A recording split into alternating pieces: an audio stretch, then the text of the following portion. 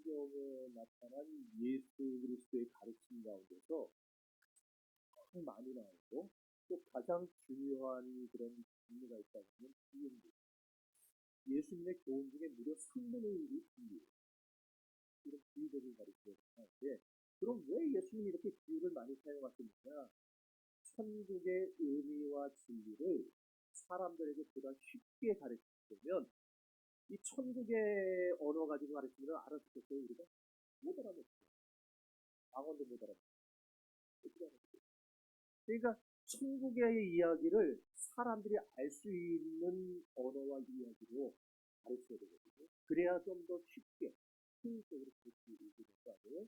그게 바로 비유예요. 그 비유란 뭐냐? 비유는 헬라어고 히브리어 단어가, 헬라어에는 파라볼레라는 것이고 히브리어에는 단어인데, 헬라어 뜻은 비교, 예증, 비기 그런 뜻이고, 히브리어 단어는 개선, 기대, 교훈, 속담, 신자, 우스갯거리. 여러분이 잠언서 있죠? 잠언서가 바로 마사지. 그 잠언이라는 뜻에 비유라는 들어있는 거예요. 자, 그러니 이렇게 비유란 뜻이 저렇게 다양하잖아요? 한 가지 뜻은 굉장히 다양해요. 그래서 사실 비유를 가지고 천국을 설명한다고 하더라도 완벽히 설명을 못해요. 좀 흡사한, 조금 쉽지만 그래도 흡사한 정도의 설명이지 완벽한 설명은 안 돼요. 그렇지만은 조금 아까도 얘기했듯이 그나마 비유를 통해서 무지몽매한 저와 여러분에게 신령한 진리와 하나님 나라의 이야기를 조금 더 쉽게 설명할 수가 있기 때문에 예수님이 비유를 하는 거예요. 근데 오늘날 시간들이 타입이 비유를 굉장히 오해하죠. 그 비유를 모든 성경을 비유적으로 접근하기 때문에 모습이 보입니다. 예를 들어서 여러분 여기가 틀려진 것 같은 시대를 인간적이다. 살아있을 때 선악과 사건, 창세기 선악과 사건을 어떻게 해석했느냐? 그러니까 어려운 거 같았어요. 하와와 뱀이 성관계를 그렇게 해석했어요. 그래서 성관계에서 타락했잖아요, 하와가. 그러니까 타락한 그 인류를, 근데 아담에게 또 타락과를 줬단 말이에요. 뱀하고 성관계하고 그 다음에 또 아담하고 성관계. 하와도 타락하고. 근데 이 타락한 거를 도대체 누가 타락한 인간의 성을 선택해 수 있느냐? 이게 바로 성경입니다. 그래서 거기서 이런 성경의 굉장히 중요한 내용이 피가람의 내용. 그리고 그 피가람을 피할 때 얼굴도 모르는 전적인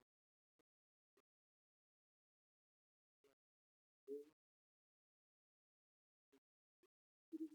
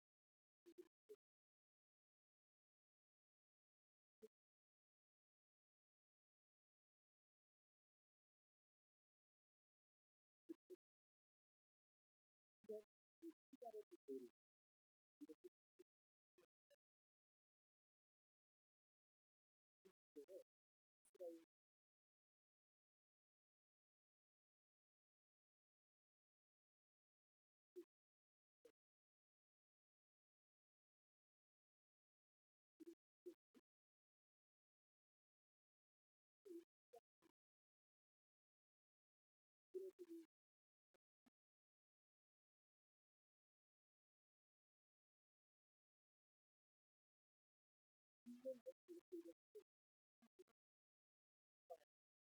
이런 사람의 인생인데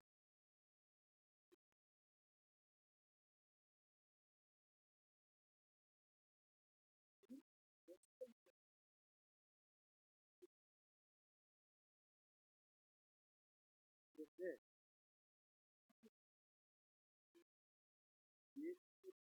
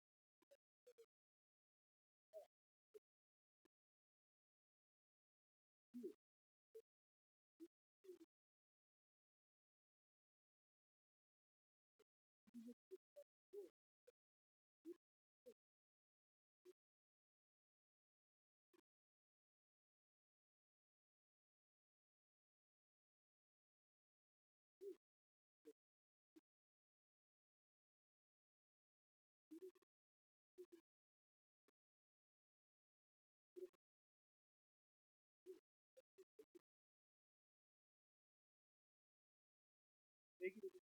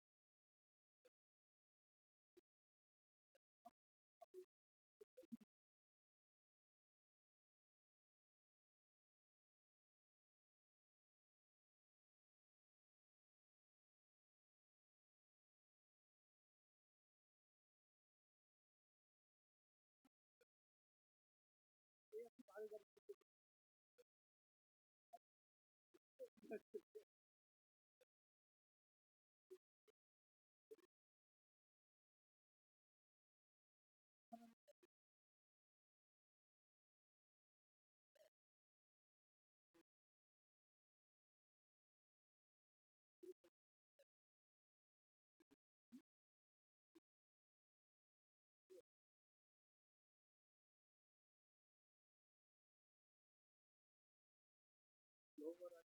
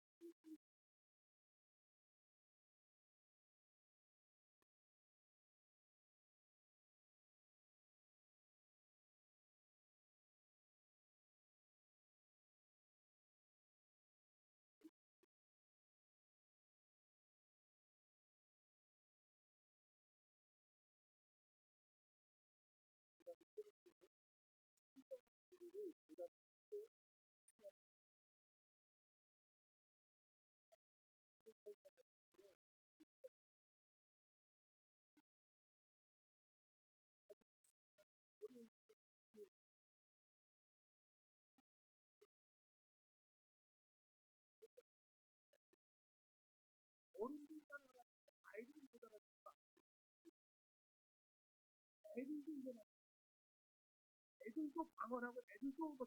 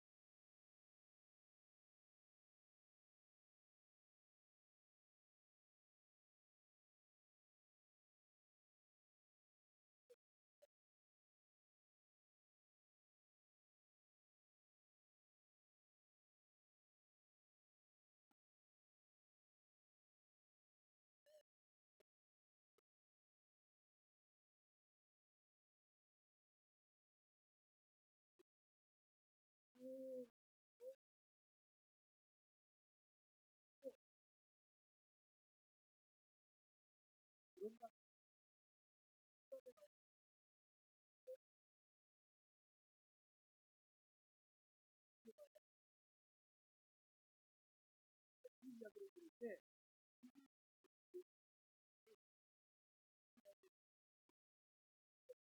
아, 예수를 믿는다는 것이 천국을 소유한다는 것이 어떤 의미인지 예수 믿는 것이 천국을 소유하는 것이 그렇게 두 가지를 빼고 누군가를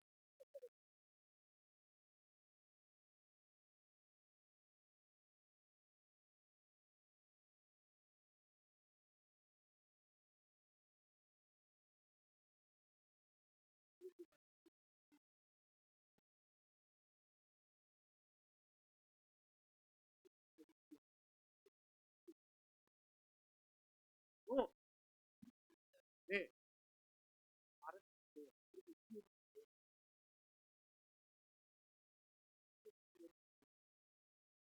그런데 알아듣긴 알아듣지만 이게 깨우치는 거예요.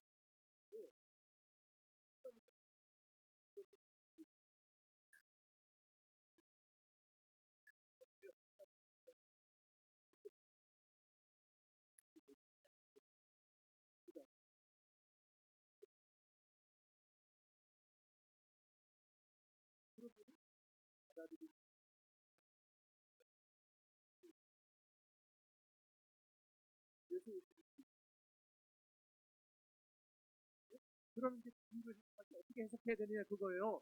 여기서 이제 정신과 이단이 달라질 방법에 의해서 첫 번째로 비유는 비유 자체를 해석하고 풀어야 됩니다. 제 해석하나 비유를 대해석하나 영어를 정통교단들은 이제 비유를 절대 대해석 강도교가 됐든 성결교가 됐든 침례교가 됐든 뭐 오순절 순복음이 됐든 또 빠진 게 뭐 있어요. 감리교가 됐든 루터교가 됐든 정통교단들은요 비유는 비유 그 자체로 받아들이고 끝내요. 절대 이걸 가지고 다시 해석을 하지 않아요. 그리고 영예를 하지도 않아요. 영예. 알레고리적으로 막 너무 심하게 나가가지고 우리가 재해석이라는 말하고 다양한 해석이라는 말하고 구별을 좀 해야 됩니다. 예를 들어서 하나의 비유 안에도요 등장인물이 여럿 나오는 비유들이 있어요. 탕자의 비유 같은 거. 거기 탕자의 비유에 누구누구 나옵니까?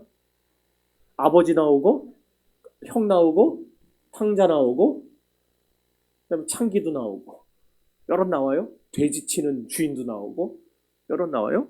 그러다 보니까 탕자의 비유는 초점을 누구에게 맞춰서 설교하느냐에 따라서 설교들이 이렇게 적용점들이 다른 설교들이 나올 수 있어요. 아버지한테 맞추면은 아버지가 우리를 바라보는 그 마음, 그 사랑의 마음을 우리가 조금 더 집중적으로 발견하게 되고 탕자에 맞춰보면은 우리가 어떤 죄를 지었더라도 하나님 앞에 회개하고 돌아가기만 하면 주님이 우리를 거절치 않고 용서하고 받아주신다는 그 은혜를 하나님의 은혜의 측면으로 우리가 받아들일 수가 있고 형에게 맞춰 해석할 수도 있어요. 또 선한 사마리아인의 비유 같은 것도 보면요 사마리아인에게 초점 맞출 수도 있고 아니면 레위인에게 맞출 수도 있고 제사장에게 맞출 수도 있어요. 그것도 아니면 강도 만난 사람에게 초점을 맞출 수도 있어요. 이런 거는요 해석할 때에 다양하게 접근하는 거예요. 그냥. 그래서 다양한 해석적 방법을 사용하는 것이지 재해석을 하는 건 아니에요. 그럼 도대체 재해석이라는 말이 뭐냐? 우리 재해석을 하지 말라 그랬는데 재해석이 도대체 뭐냐? 이단들은요 어떻게 해서든지 비유에 나타나는 그 핵심 진리나 핵심 교훈을 찾아들질 않고 그 비유를 자기네 그 허황된 교리의 근거로 삼는데 그걸 재해석이라고 합니다. 겨자씨 비유를 예로 들면은 겨자씨 비유는요 지금은 하나님 나라가 아주 작고 보잘것없지만 미미하지만 훗날에는 겨자씨 나무처럼 크게 번성하고 확장될 것을 우리에게 보여주죠. 한마디로 우리 같이 별 볼일 없는 사람들을 그런 우리의 믿음과 삶을 통해서도 하나님 나라가 점점 번성하게 될 것을 가르쳐 주는 겁니다. 자, 마태복음 13장 31절 읽어봅시다.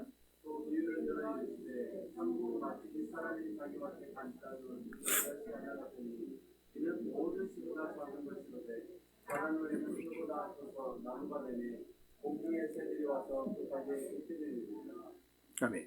자, 그런데 신천지나 통일교 같은 이단들은요, 이 씨를 얘기할 때, 겨자 씨를 얘기할 때 갑자기 두 가지 씨를 말해요. 하나는 영적인 씨고 또 하나는 육적인 씨라는 거예요. 그런데 영적인 씨에도 두 가지가 있답니다. 하나는 좋은 씨, 또 하나는 가라지. 그렇게 이런 거 들어보셨어요? 이런 거 들어봐서 심각한 거예요. 그런 사람들하고 접촉했다는 얘기니까. 그러면서 이 말씀을 어디로 연결시키냐면은 예레미야 31장 27절로 연결합니다. 읽어봅시다.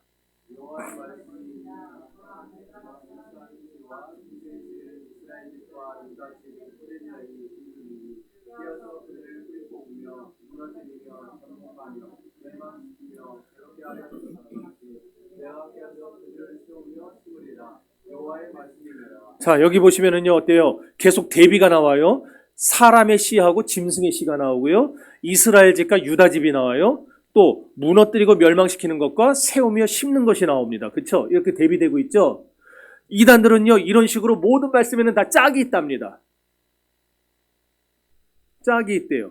그러면서 또 근거로, 짝이 있다는 근거로 이사야 34장을 근거로 제시해요.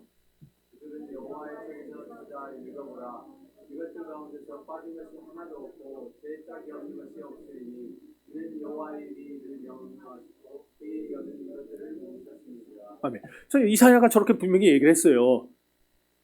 그러니까 그 사람들도 성경을 갖고 얘기를 해요.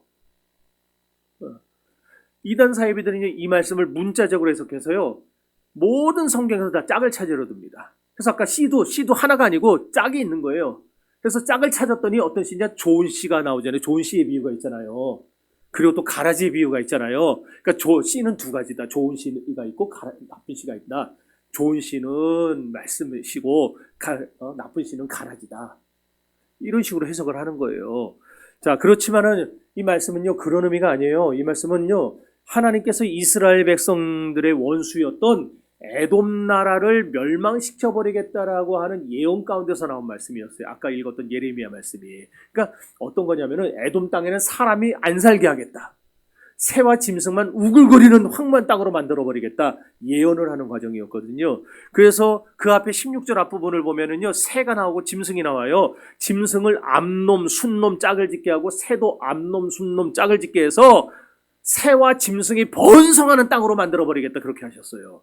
그러니까 에돔 땅에는 사람이 점점점 사라지고 없고 짐승들만 우글거 새와 짐승만 우글거리는 땅으로 만들어버리겠다. 무슨 말이에요? 황폐화시켜버리겠다는 겁니다.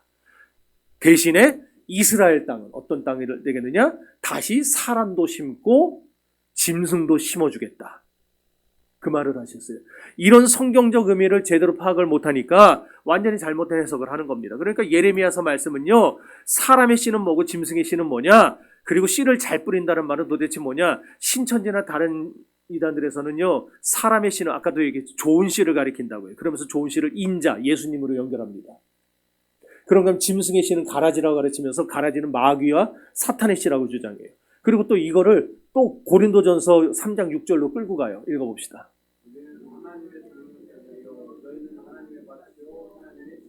여기도 보면은요, 하나님의 집이 나오고 밭이 나와요. 이 집과 밭이 교회라는 거예요. 그런데 교회도 두 종류가 있어요. 일반 교회가 있고 신천지 교회가 있고. 일반 교회는 가라지가 있는 곳입니다. 신천지 교회는 알곡을 거두는 곳입니다. 이런 식으로 비유풀이를 해요. 그러니까 생전 듣도 보도 못한 소리를 거기서 듣고 교회를 오래 다녔다는 사람도 홀랑 넘어가서 내가 그냥 이렇게 교회를 오래 다녔어도 이런 말씀을 내가 들어본 적이 없다고, 드디어 내가 성경 보는 눈이 띄어졌다고, 이런 헛소리를 하면서 거기다 홀라당 빠져 들어가는 거예요. 이게 기억하세요. 이단들의 특징은, 거의 모든 이단은 무조건 씨만 나왔다면 좋은 씨, 나쁜 씨 갈아요. 그리고 말씀과 가라지 이런 식으로 구분합니다. 이게 얼마나 어리석고 위험한 재해석인지 몰라요. 이런 게 재해석이에요. 이런 게. 그래서 아까 예레미야에서도 보신 것처럼 사람의 씨와 짐승의 씨는 절대로 좋은 씨, 나쁜 씨를 말하는 게 아니에요. 말씀과 가라지를 말하는 게 아니에요. 예레미야 말씀은요, 문학적인 표현입니다. 남한국 유다 땅이 완전히 지금 망가지고 폐허가 됐는데 사람도 살지 않고 짐승도 살지 않는 그런 나라가 됐어요. 그 과정에 에돔이 한 역할이 커요. 그러니까 하나님의 백성들을 에돔이 그렇게 망하는데, 하나님의 나라가 망하는데 에돔이 앞장섰거든요. 실제로 이스라엘이 망할 때에 에돔이 앞잡이 노릇을 해가지고 성전 약탈하는 짓을 했어요. 그래서 하나님이 그 에돔 땅을 절대로 가만 놔두지 않고 내가 이 에돔을 완전히 황폐화시켜버리겠다. 그러면서 지금 망가지고 사람이 살지 않는 유다 땅에는, 이스라엘 땅에는 내가 다시 사람을 심어주겠다. 다시 거기다 짐승도 심어주겠다. 요 말씀을 대비해서 지금 하고 있는 거였어요. 그러면서 이 이스라엘 땅에 다시 사람을 심고 짐승도 심어서 번성하게 해주겠다는 말씀을 주셨는데 그게 바로 창세기 1장 28절의 회복인 것이죠. 창세기 1장 28절은 뭡니까? 번성하고 땅에 충만하게 되는. 지금은 다 아무것도 없는 것 같은 세상인데 그곳을 다시 하나님의 사람들로 가득 채워주겠다는 그 하나님의 약속이 거기서 나오게 되는 거예요. 여러분, 물론 거기서 이제 우리가 영적인 의미를 하나 받을 수는 있겠죠. 하나님과 가까워지면은 우리의 모든 것은 다 회복이 되고 우리 인생은 생육하고 번성하게 됩니다. 반대로 하나님과 멀어지면은 우리 인생 황폐해집니다. 뭐 이런 영적인 그런 어떤 교훈은 얻을 수 있겠죠. 그런데 신천지나 이단들이 말하는 것처럼 그런 재해석은 우리가 하게 되면은 큰일 나는 거예요. 네. 그러므로 여러분 아까 얘기했죠. 비유는 비유로 끝내야 됩니다. 그냥 거기서 우리가 교훈을 찾고 그 정도로 끝내야지 이 비유를 통해서 재해석을 하면은 우리는 크게 잘못되는 일에 빠지게 됩니다. 두 번째로 비유는 재해석을 해서도 안 되지만 파자풀이, 신천지가 또 파자풀이 하죠. 파자풀이를 해서도 안 돼요. 파자풀이라는 게 뭐냐? 이단이나 사이비들이 고의적으로 자기들의 교주를 신격화시키고 정당화시키기 위해서 성경의 원뜻을 파괴하는 행위, 그게 파자풀이에요. 성경에 어떤 구절이 나왔는데 마침 다른 본문에는 그 구절이 안 나와요. 여기만 나와요. 딱 여기만 나와요. 그런데 그것이 자기네 교주들이나 자기네 교리를 지지하는 것 같은 느낌을 받아요. 그러면 그 한 구절을 극대화시켜가지고 그걸로 성경 전체를 해석해버리는 엉뚱한 짓을 하는 거예요. 예를 들어서 조금 아까도 겨자씨 얘기했지만 겨자씨 비유 보면은 거기 나무도 나와요. 새 이야기도 나와요.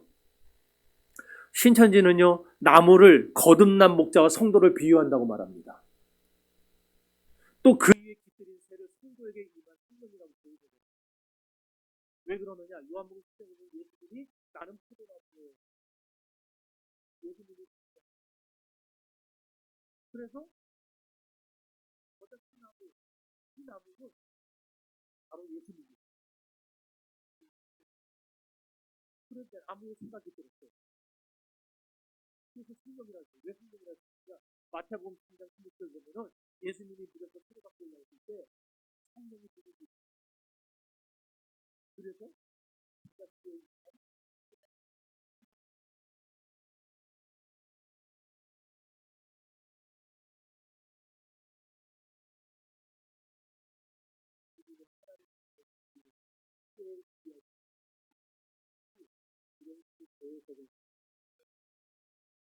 사람들은 아무가 몰라 해가 그런 식으로 찾아보겠습니까?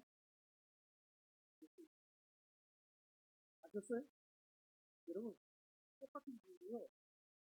덕수가 맞으면은 우유가 나왔습니다. 독사가 맞으면은 여기 나왔습니다. 어떤 이들이 이런 사기적인 행동을 듣고 그래요. 성경이 깨달은 이게 말씀이 이렇게 왜 목사님은 저렇게 쉽게 설명해 주세요? 이게 뭐가 같은 거죠? 아내하고 남편하고 잘 살고 있다가 바람 펴놓고 남편하고 바람 펴놓고 내가 이제야 내 인생에 천국이 열렸다고 말한다. 그런 이단들이 신령들이 하나님이 버리는 애들이 작정을 하는지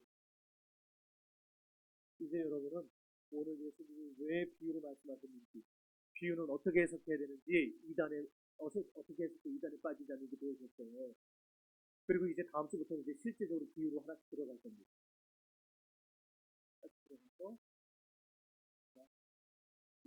예수님의 비유를 다 하고 나면 이거를